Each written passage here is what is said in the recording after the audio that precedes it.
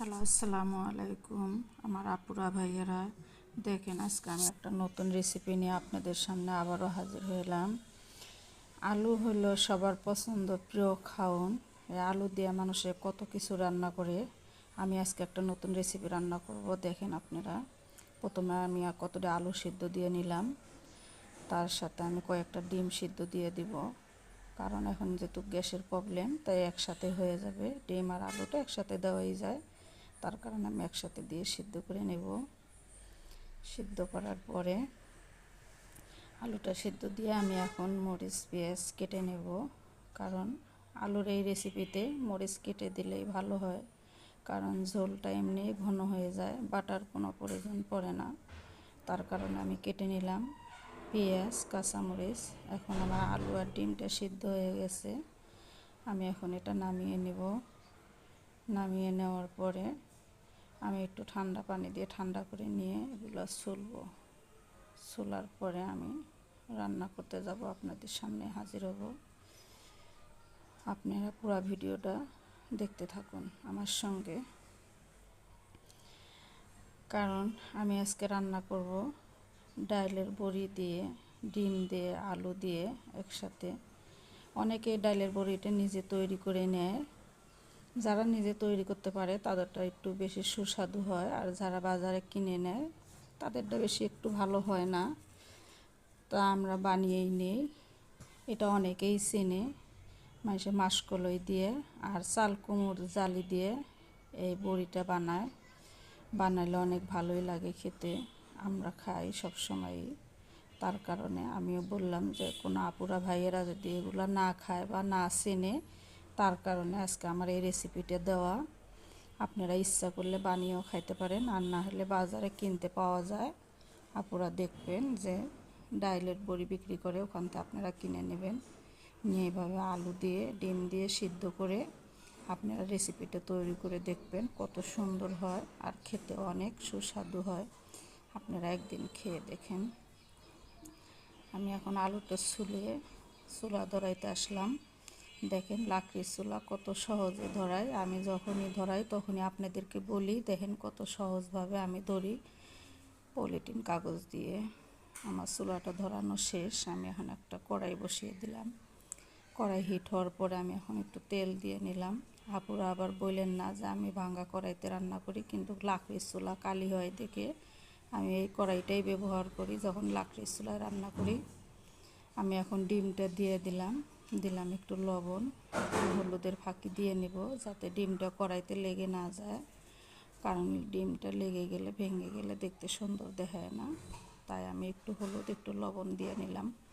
নিয়ে আমি এখন এটা লাল লাল করে ভেজে নেব অনেক কড়াভাবে। আমি ভালো করে নেড়ে চেড়ে ভেজে নিলাম। নেওয়ার পরে আমি এখন উঠিয়ে নিচ্ছি ডিমটা। আমি এখন ডালের বড়িগুলো দিয়ে দেব, দিয়ে তেলে সুন্দর করে নেড়ে চেড়ে ভেজে নেব। ডোবা তেলে ভাজবো। অনেকেই ভেজেও নেয়, অনেকে সিদ্ধ করে দেয়, অনেকে এমনি কাঁচাই দিয়ে দেয়। যার যেরকম খাইতে ভালো লাগে সে সেভাবেই দেয়, কিন্তু আমি একটু ভিন্নভাবে রান্না করতেছি। আমি ডোবা তেলে একটু ভেজে নেব লাল করে, ডিমের মতনই, যাতে খেতে আরও অনেক ভালো হয়। এই কারণে আমি ভেজে নিচ্ছি। অনেকেই ভেজে নেয় না, এমনিই রান্না করে। যার যেরকম ভালো লাগে সে সেরকমই রান্না করে, কিন্তু আমি অন্যরকম রান্না করলাম। এখন আমি পেঁয়াজটা দিয়ে দেব তেলে, কাঁচামরিচটাও দিয়ে দিলাম একসাথে। দিয়ে আমি এখন নেড়ে চেড়ে একটু ভেজে নেব। কিন্তু সয়াবিনটা তেলে ভাজাতে আমার তেলটা কম হয়ে গেছে, তার কারণে আমি আবার পরবর্তী তেল দিয়ে নিলাম। কারণ তেলটা তরকারিতে কম হইলে তরকারিটা বেশি একটা ভালো দেখায় না।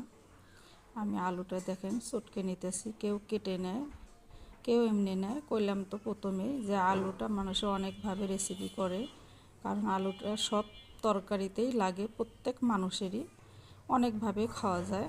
তারপরে আমার পেঁয়াজটা ভাজা হওয়ার পরে আমি আদা রসুন বাটা আগে দিয়ে নিচ্ছি, তারপর হলুদ দিলাম। এখন আবার সয়াবিনগুলো আমি মশলাই ছেড়ে দিলাম, কারণ এটা ভালো করে যত কষিয়ে নেবেন মাংসর মতন, তত এটা স্বাদ হবে। আমি একটু হালকা পানি দিয়ে নিলাম, নিয়ে এগুলো আবার কষিয়ে নিচ্ছি। দেখেন আপুরা, আমি কতবার করে কষিয়ে নিচ্ছি এই সয়াবিনটা। কিন্তু অনেকেই সিদ্ধ করেও দেয়, অনেকে কাঁচা অবস্থায় দেয়, ওগুলা দিয়ে গন্ধ হয়। তার কারণে আমি অনেকভাবে কষিয়ে তেলে ভেজে তারপরে নিলাম। এখন আমি দিয়ে দিলাম আলুটা। এখন আলুটা দেওয়ার পরে আমি আবার একটু পানি দিলাম, কারণ আলুটাও তো কষিয়ে নিতে হবে। এই যে আলু দিয়ে সয়াবিন দিয়ে এখন আমি ডিমটাও ছেড়ে দেবো এর ভিতরে দিয়ে তিনোটা জিনিসে একসাথে আমি একসাথে কষিয়ে নেব। ভালো ভালো করে কষলে মনে করেন যে একবারে মাখা মাখা করে কষে নেব। আমি আবারও সমস্ত জিনিস একসাথে দিলাম, সয়াবিন, আলু, ডিম দিয়ে আমি ভালো করে কষিয়ে নিচ্ছি। একবারে মাখা মাখা অবস্থায় যখন কষা হবে তখন আমি আবার ঝোলের পানিটা দিয়ে আবার 10 মিনিট জাল দেব, দিয়ে তারপর নামাবো। আপুরা দেখেন আমার তরকারিটা কত সুন্দর দেখা যাচ্ছে। এই যে এখন আমি দিয়ে দিলাম আবারও ঝোলের পানি। প্রথমে পানি দিয়ে আমি কষিয়ে নিচ্ছি অনেক ভালো করে। এখন কষানোর শেষে আমি আবারও পানি দিলাম ঝোলের জন্য। এটা দেখেন আপুরা তরকারির কালারটা কত সুন্দর হয়েছে। আমি এখন দিয়ে দিলাম ধনিয়ার পাতা। আপনারা অনেকেই ধনিয়ার পাতা তরকারি হওয়ার অনেক আগেই দিয়ে দেন, দিলে পাতাটা লাল হলে গন্ধটা থাকে না, দেখতে তরকারিটা খারাপ হয়। একদমই যখন তরকারি হয়ে আসবে তখন আপনারা ধনিয়ার পাতা দিবেন। দেখেন কালারটা কত সুন্দর হয়, ধনিয়ার পাতা সবুজ সবুজ কালার। আমি তরকারিটা দেখেন আমি ঢেলে নিলাম।